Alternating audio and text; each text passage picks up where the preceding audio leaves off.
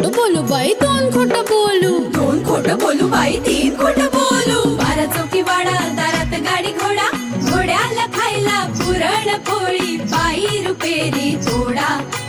आडबाई आडोनी आडाच पाणी काढोनी, कळशी भरते सोन्याची सून थोरा मोठ्याची. असं सासर नको ग बाई, नाव नुसतं मोठं, नाव नुसतं मोठं ज्याचं लक्षण भारी खोट. पैलमा गणेश देवा, माझा खेळ मांडला करीन तुझी सेवा, करीन तुझी सेवा मला हवा करतार. चंद्रपोळी चौकडीत माझा संसार. 3 दगडांची चूल फुंकले निखारे, मुठभर जोंधळात सुख माझे सारे. नांदा सौख्य भरे, नांदा सौख्य भरे, नांदा सौख्य भरे, नांदा सौख्य भरे.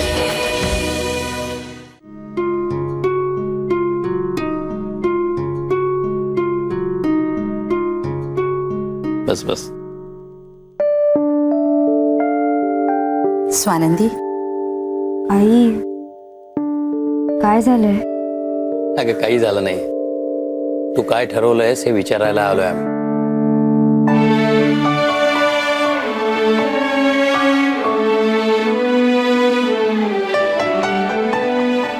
स्वानंदी, अगं असं गप्प बसून कसं झालंय? काहीतरी निर्णय घ्यायला नको का आता? आणि आता तर सगळे गैरसमज दूर झालेत, मग तू कसला विचार करतेस? कळतंय ग आई, पण तुमचा दोघांचा एकमेकांवर जीव आहे हे सगळ्यांना दिसतंय. आई पण तो खोटं बोलतो. ही मुलगी पण ना हो. काय खोटं बोलला का? बाबा मला भेटता यावं म्हणून त्या गजरेवालीला पण खोटं बोलायला लावलं त्याने. आता त्याच्या खोटं बोलण्याचं कारण तूच सांगतेस ना.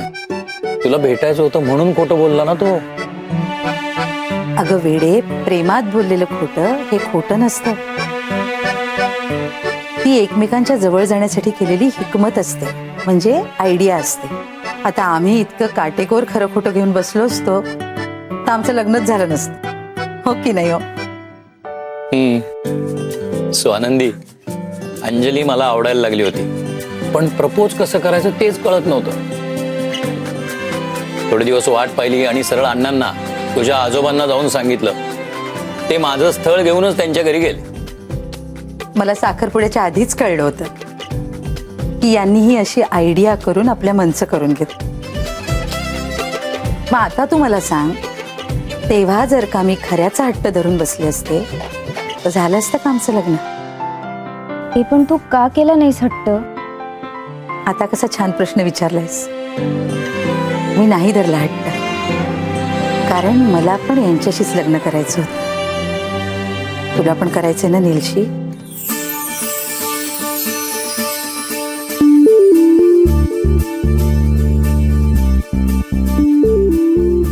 तू बोलली नाहीस ना तरी तुझ्या डोळ्यात दिसलंय ते आम्हाला. स्वानंदी, तू नीट विचार कर, पॉझिटिव्हली, आणि मग निर्णय दे.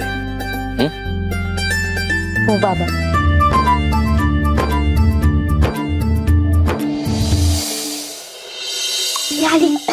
One, two, three.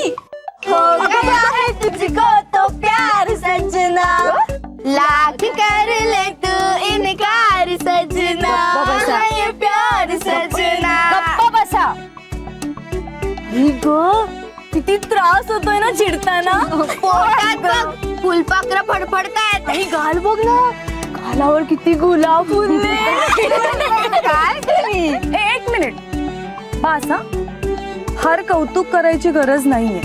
मला तर आधीपासूनच माहित होती की नाटक करते. नाटक वगैरे काय नाही या संपदा ताई. अगं तिने अजून होकार सुद्धा दिलेला नाहीये. सायली, पण नीलने मात्र त्याचं प्रेम प्रूफ केलंय. त्याने सिद्ध केलंय की त्याचं प्रेम खरंय, आणि तो सुद्धा. मला बोलू द्याल? तुला बोलायचंय? अगं नाही, मला वाटलं एव्हानाईच्या मनात सनई वगैरे वाजायला लागली असेल.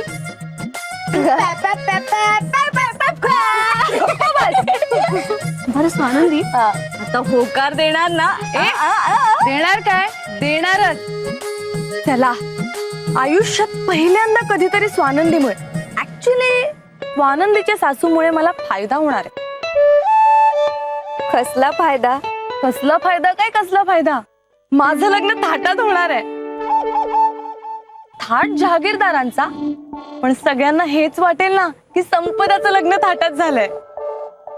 नाहीतर माझ्या सासरकडचं फार बोरिंग लग्न केलं असतं यार त्यांनी माझं. ताई काय बोलतेस हे बघ, मी होकार जरी दिला तरी लग्न साधच करायला सांगणार आहे. मला नाही अवाढव्य पैसा खर्च करायचा. आणि तसंही आई बाबा काका काकू अगं इतक्या कष्टाने पैसा कमवलाय त्यांनी. तो असा जेवणावळीत आणि रोषणाईत मला नाही वाया घालवायचा. आनंदी तू काही बावळट आहेस का ग? अगं मुलीचे आई बाबा आहे ना मुलीच्या लग्नासाठीच पैसे कमवून ठेवत असतात. का त्यांना म्हातारपण नाही येणार आहे? किंवा अचानक आजारपण? मग तू आहेस ना तो जहागीरदारांची सून, पक्कळ पैसेवाली. पण मला स्वानंदीचं म्हणणं पटतंय, म्हणजे लग्नात नकोच फार खर्च. लग्न साध्या पद्धतीनंच करायचं.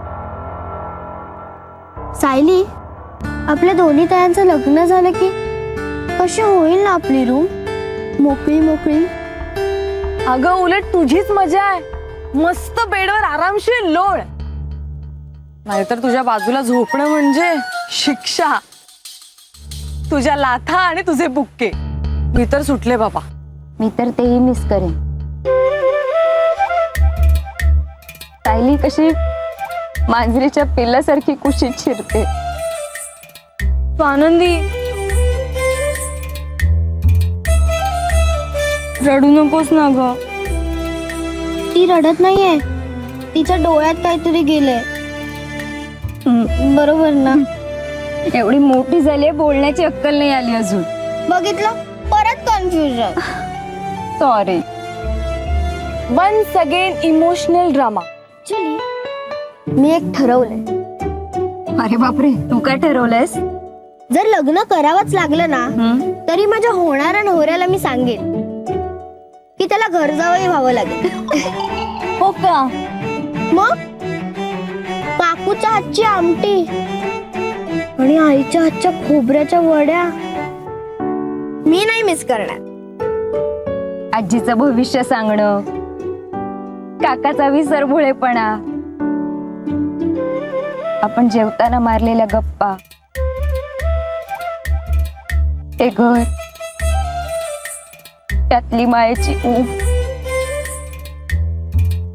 अशी रात्री अंगणात केलेली धमाल, सगळं मिस करणार आहे मी.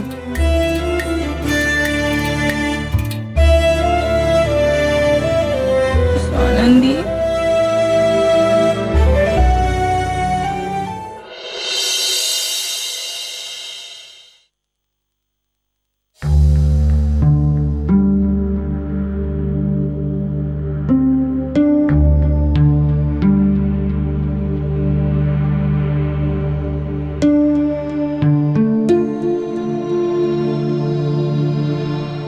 स्वानंदी,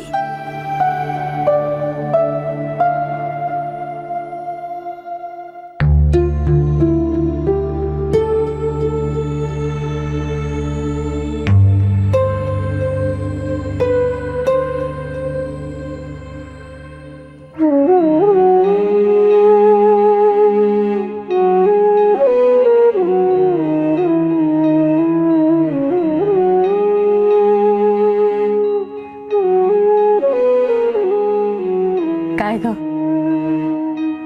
काय झालं? झोप नाही येत आहे?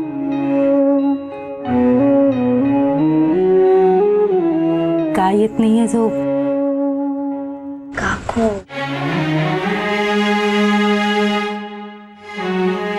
शांत बसून राहावंसं वाटतंय.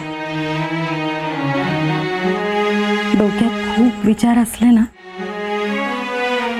याचं काही बोलू नये असं वाटतं.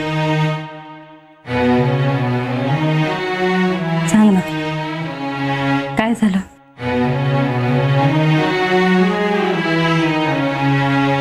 काकू काय करू कळत नाहीये. खूप ना कन्फ्युजन झालंय.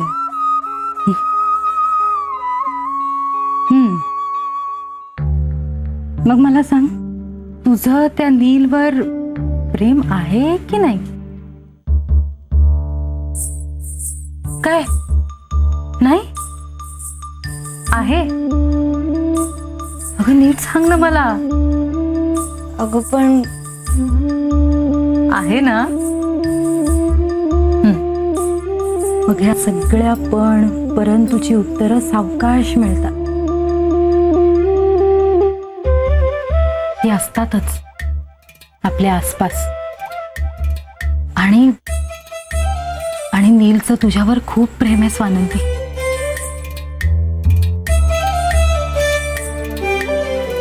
स्वानंदी, प्रेम कधी एकटं नसतं का?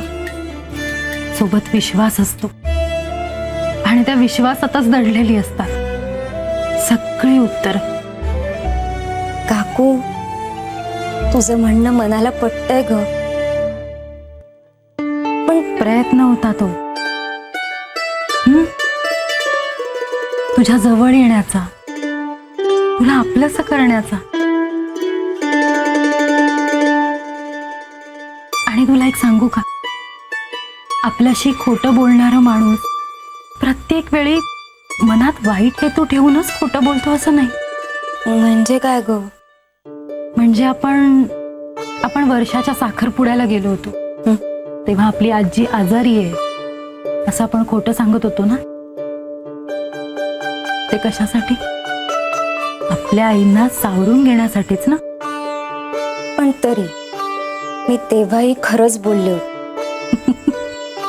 अगं हो, पण प्रत्येकाला नाही वागता येत तसं. आणि एक सांगू का, पुरुषांना ना आपल्यासारख्या भावना नाही दाखवता येत, मग ते करतात काहीतरी वेडेपणा. अगं माझं ऐकशील तर नील हा तुझ्यासाठी उत्तम नवरा आहे स्वानंदी. प्रेम करणारा नवरा मिळतो, पण जिच्याशी आपलं लग्न होतंय तिच्या विचारांचा आदर करणारा, त्याच्या सकट तिला आपलंसं करणारा नवरा एका भाग्यवान मुलीलाच मिळतो. नीलशी लग्न करून तू भाग्यवान ठरशील स्वानंदी, खरंच. काय ग, पटतंय का?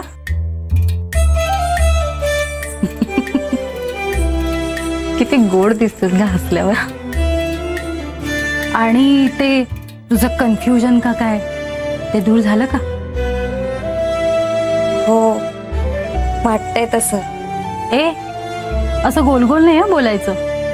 मला काही ते नीट सांग, नीलशी लग्नाला तयार आहेस ना?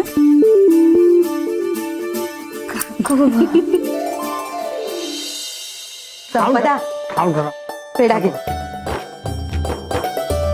सांगते, जुईली पेढा घे बाळा. हलवू नको ना. भाऊजी पेढा घ्या. कशाबद्दल? सांगते. अहो, पेढा घ्या. पेढा कशाबद्दल? सांगते. मला माहितीये. सायली, मला तर सगळंच माहितीये. हो का? काय चाललंय हे? अहो थांबा ना. आई पेढा घ्या.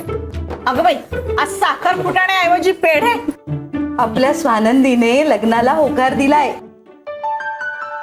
अगं बाई, कुठाय ती?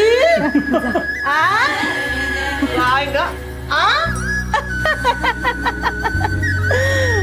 तरीच आज सगळं घर कसं आनंदात दिसतंय. स्वानंदी पण किती छान दिसते ना, मॅचिंग इयरिंग्स अँड ऑल. गप्प बस. काय ग चिमुरडे, मला नाही सांगितलंस ते? आई, अहो मला तरी कुठे सांगितलं होतं. मी म्हणजे काल रात्री एकटीच बसली होती अंधारात. मी पाणी प्यायला गेले नसते ना तर मला सुद्धा कळलं नसतं. कधी सांगितलं असतं कुणास ठाऊक. एकटीच लाजत बसली असती. अशा गोष्टी ना डोळ्यात दिसतात अनिता. तू मला सकाळी सांगायच्या आधीच मला कळलं होतं की बाईसाहेबांच्या मनात काहीतरी वेगळंच आणि छान चाललंय. हो, पण नुसत्या अर्ध्या मुर्ध्या पेढ्यावर भागवू नका. आज मस्त जेवायला छान बेत करा काहीतरी. काय स्वानंदी? मी काय म्हणतो, मस्तपैकी सुका मेव्याची खीर करा ना. हा नाही नाही, एकदम सुक्या मेव्याची खीर नको. मी शेवयाची खीर करते आणि त्यात सुका मेवा घालते. चालेल? येऊ का खीर खायला? अगं बाई, झालं, अगदी वेळेवर आलायत तुम्ही. आमच्या स्वानंदीने होकार दिलाय बरं जहागीरदारांच्या स्थळाला. स्वानंदी ये बाळा. सुखी राहा. खरंच ग बाई, अगदी वेळेवर आले मी. मोठी भाग्याची आहेस ग, छान स्थळ मिळवलंस. ते तेवढं बोलायला हवं वच्छत्या. मोठ्या घरची माणसं आहेत, त्यांच्या काय अपेक्षा आहेत ते आपल्याला कळायला हवं ना. अगं बाई, नुसती बोलते ती टुच्ची, करते ती वच्ची. इथे सगळा प्लॅन फिक्स आहे माझा. पण काय प्लॅन आहे तो आम्हाला पण सांगा ना. तुम्ही कधी काय बोलाल ना, नेम नाही बाई. आपलं मस्करी केली हो. पण काय प्लॅन काय आहे तुमचा ते तरी कळू देत ना. हा, तर मी जहागीरदार मंडळींना सांगितलंय की देशपांडे नोकरदार आहेत, एका पाठोपाठ 4 मुली आहेत, तेव्हा खर्च बेताने होईल. तेव्हा तुम्ही एक कॉमन मीटिंग घ्या आणि ठरवा काय ते लग्नाचं. हो, पण त्यांना तशी कल्पना दिली आहे ना तुम्ही? अगं बाई, तुला विश्वास नाही का? चौकशी कर. नाही नाही, तसं नाही. आता आणखी कशाला चौकशी हवी आहे? सगळी नीट चौकशी झाली आहे. म्हणजे मी स्वतःच गेलो होतो ना चौकशी करायला. 10 वाजता लेक्चर आहे माझं, येतो मी. हेमंतराव, मला सोडता का जरा बस स्टॉप पर्यंत? ललिताकडे जाऊन येते. सोडतो ना. अगं बाई, फोन आला, बहुतेक ललिताचाच असणार.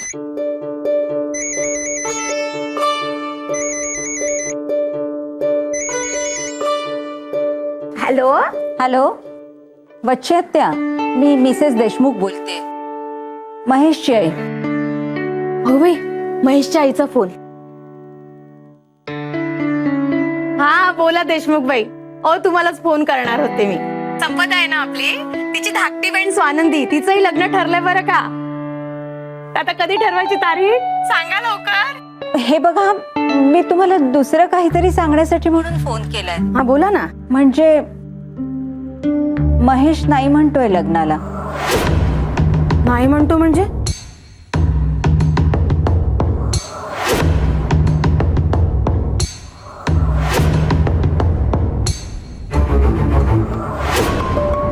हे काय आता?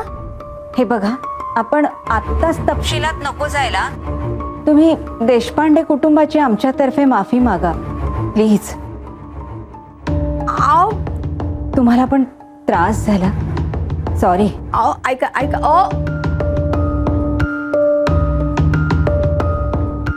काय झालं वच्छत्या? काय सांगू, महेश नाही म्हणतोय लग्नाला.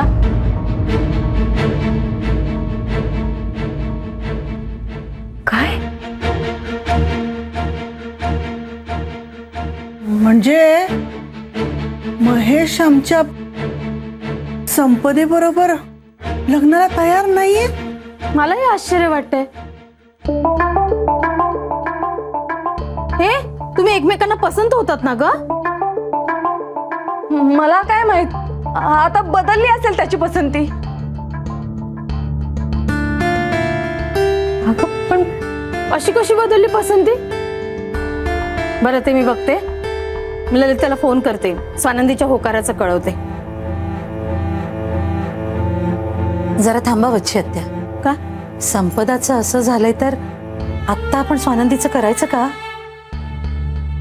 म्हणजे म्हणजे आपला मूळ विचार काय होता? दोन्ही लग्न एकाच मांडवात. हो, तसाच होता विचार, पण मोठीचं झाल्याशिवाय धाकटीचं करायचं म्हणजे लोक म्हणतील मोठीतच काहीतरी खोट असणार ना.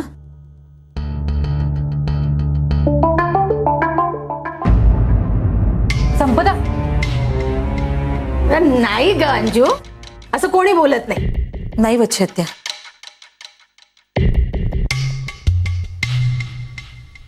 संपदाचं झाल्याशिवाय स्वानंदीचं नाही करायचं लग्न.